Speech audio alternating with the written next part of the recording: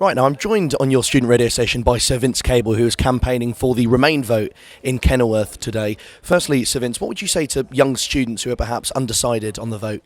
Well, I think the first thing they should do is to talk to other young people, because it's becoming increasingly clear that there's a gulf between generations.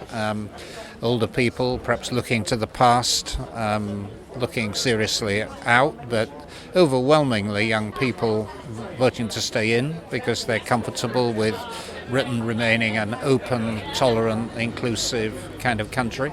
I'm here.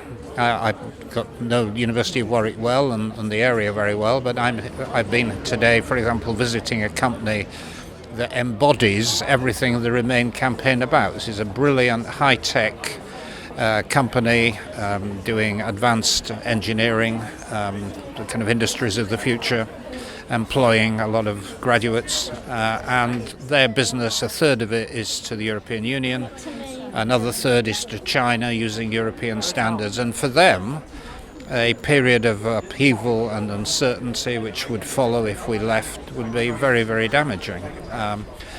So I think the reasons for young people wanting to stay in, I think, are basically two. I mean, one is a practical one. It's about the economy.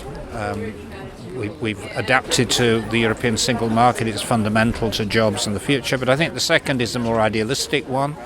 It is about countries working together, cooperating, trying to deal collectively with issues like global warming and things that affect the next generation. And I would hope that the young people get out to vote for a start, that deliver a rousing support for Remain. And what have you made of the campaign so far? There's been a lot of talk. It's been heavily focused perhaps on the Tory party, one might argue. What have you made of it? Well, it started as an internal row in the Tory party, so it's very understandable that people who are on the centre-left like me, or indeed more radical, didn't feel very engaged. This wasn't their battle. But I think we now realise what's at stake, that if we do vote absent-mindedly into leaving the European Union, the consequences are enormous and go way beyond the consequences of a general election, for example. So I think belatedly the Labour Party, non-Tories, have started to realise what's at stake, have started to get engaged, and I think the tide is now turning.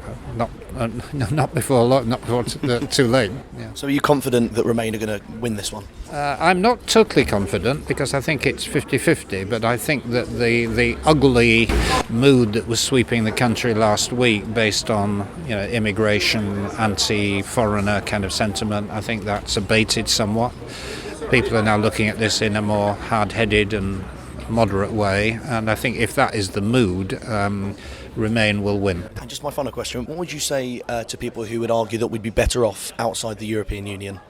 Well, I don't know what that means, because the people who are offering Brexit approaching it from a totally different standpoints. I mean, there are some like Nigel Farage, whose alternative is based on nationalism and hostility to foreigners, and particularly to immigrants. There are others who are a bit more liberal-minded, and then you have people on the far left who have not many, but a few who have a different vision. So I'm not clear what Brexit means, what the alternative actually is.